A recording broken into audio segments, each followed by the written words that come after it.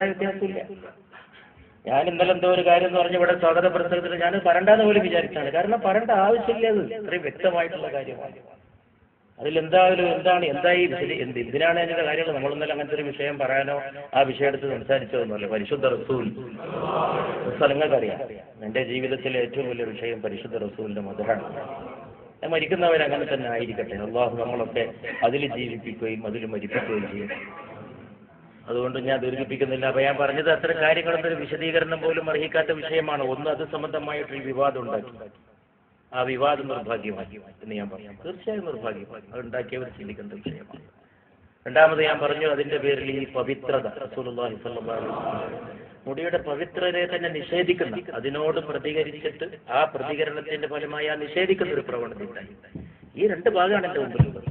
വേറെ അതിലെവിടെയും സമസ്തല്ല.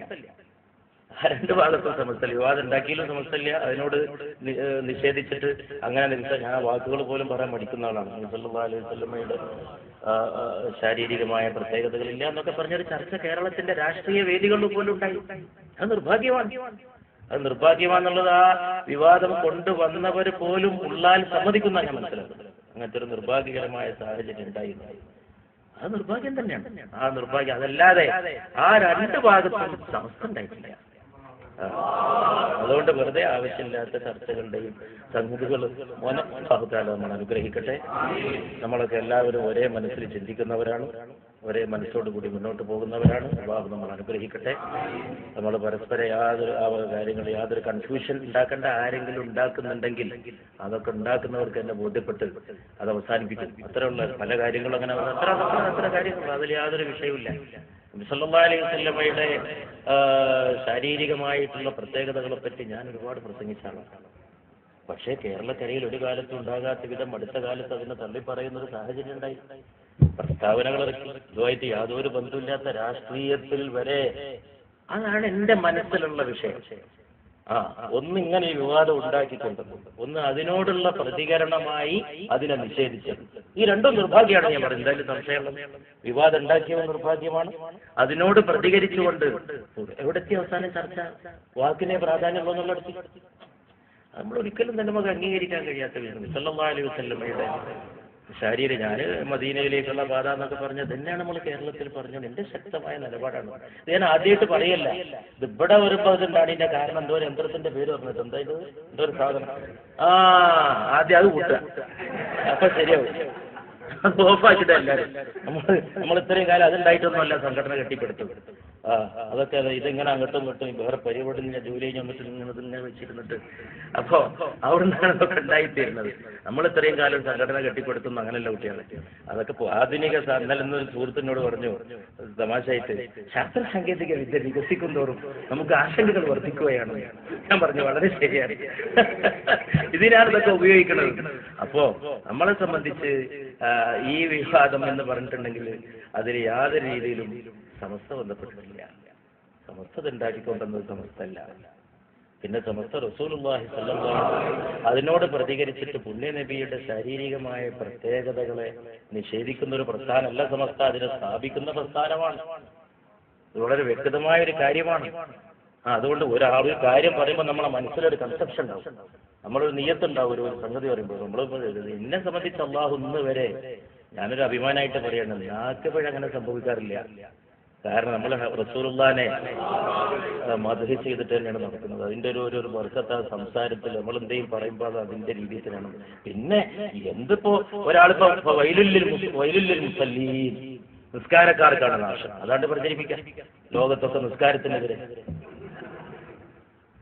ആണെങ്കിൽ പ്രചരിപ്പിക്കാൻ ഒരായത്താണ്ട് ഇവിടെ നിസ്കരിക്കണ്ടെന്ന് പറഞ്ഞാൽ വൈലുല്ലിൽ മുസല്ലീൻ, നിസ്കരിക്കുന്നവർക്ക് നാശം. അപ്പൊ അതിന്റെ ബാക്കി കുറെ പറയുന്നുണ്ട്.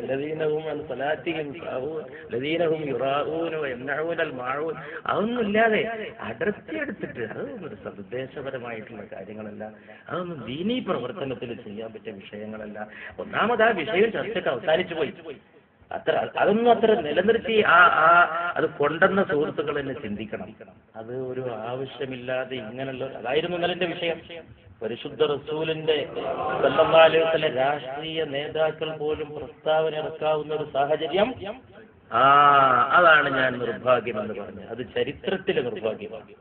അതാണ്. അതുകൊണ്ട് അള്ളാഹു നമ്മളെ കാത്തിരക്ഷിക്കട്ടെ. ഞാൻ എൻ്റെ വാക്കുകൾ കൂടുതൽ ദീർഘിപ്പിക്കുന്നില്ല. അടുത്ത പരിപാടികൾക്കും ഒക്കെ പോകാനുണ്ട്. അള്ളാഹു സുബ്ഹാനഹു വ തആല പരിശുദ്ധ റസൂലിനെ മഹബത്ത് കൊണ്ടും ഇത്തിബാഅ് കൊണ്ടും നമ്മളെല്ലാവരെയും അനുഗ്രഹിക്കുമാറാകട്ടെ. നാട്ടിക മൂസ മൗലവിയെ ഓർക്കുന്ന ഈ സമ്മേളനത്തിൽ അബുദാബിയിലെ ഈ സന്ദർശനത്തിനിടയിൽ വരാൻ കഴിഞ്ഞത് എൻ്റെ കൂടി ഒരു ഭാഗ്യമായിട്ട് എനിക്ക് തോന്നുകയാണ്. കാരണം പഴയ ആളുകളെ ഓർക്കുക എന്ന് പറയുമ്പോൾ അതൊരു ഇബാദത്തും കൂടിയാണ്. ദിക്റു സാലിഹ് ഇബാദ, സാലിഹീങ്ങളെ ഓർക്കുന്നത് തന്നെ ഇബാദത്താണ്. ഉദ്കുറു മഹാസിന മൗതാക്കും, നിങ്ങളിൽ നിന്ന് മരണപ്പെട്ടവരുടെ നന്മകളെ എടുത്ത് സ്മരിക്കുക, എടുത്ത് ഉദ്ധരിക്കുക എന്നൊക്കെ പരിശുദ്ധ റസൂലുള്ളാഹി സ്വല്ലല്ലാഹു അലൈഹി വആലിഹി വസഹബിഹി വസല്ലമ നമ്മൾ ഉണർത്തിയിട്ടുണ്ട്. അപ്പോൾ അതൊക്കെ ഒരു സങ്കടകരമായ കാര്യമാണ്. ഞാൻ അതിലേക്ക് അധികം പോയാൽ വികാരഭരിതനായി പോകും. കാരണം അത്ര അവരൊക്കെ നമ്മുടെ കൂടെ ഉണ്ടായിരുന്നതും നടന്നിരുന്നതും സഞ്ചരിച്ചിരുന്നതും ഓരോരുത്തർ പോയിക്കൊണ്ടിരിക്കണം. നമ്മളും നമ്മളൊക്കെ ക്യൂവിലാണ്. നമ്മളെ ചാൻസ് വരുമ്പോൾ നമ്മളും പോകണം. ഞാൻ അബുദാബിയിൽ എപ്പോൾ വരുമ്പോഴും പഴയ ആളുകൾ ഓർക്കും. പഴയ ആളുകൾ പലരും ഇല്ല. ചില ആളുകളൊക്കെ ഇവിടുന്ന് പോയി, ചില ആളുകൾ നാട്ടിലുണ്ട്, ചില ആളുകൾ ഈ ദുനിയാവിൽ തന്നെ പോയി. അബുദാബിയിലൊക്കെ നമ്മൾ ആദ്യമൊക്കെ വരുമ്പോൾ കണ്ടിരുന്ന ആളുകൾ നമ്മളൊക്കെ ആ രീതിയിൽ പോയിക്കൊണ്ടിരിക്കുകയാണ്. ആവശ്യമില്ലാത്ത തർക്കങ്ങളും വേണ്ടാധീനങ്ങളും അല്ല, നമ്മുടെ അമലുകളും നമ്മുടെ ചുറ്റുപാടുകളുമാണ് എന്ന് നമ്മളൊക്കെ തന്നെ എല്ലാവരും മനസ്സിലാക്കിക്കൊണ്ട് അതിനനുസരിച്ചുള്ളതായ പ്രവർത്തനങ്ങളും സംഗതികളുമായി മുന്നോട്ട് പോയി നമ്മുടെ ജീവിത വിജയത്തിനുള്ളതായ പരലോക വിജയത്തിനുള്ളതായിട്ടുള്ള കാര്യങ്ങൾ നമ്മൾ ഒരുക്കി വെക്കണം. അല്ലാഹു സുബ്ഹാനഹു വ തആല നമ്മളെല്ലാവരും നന്നാക്കട്ടെ.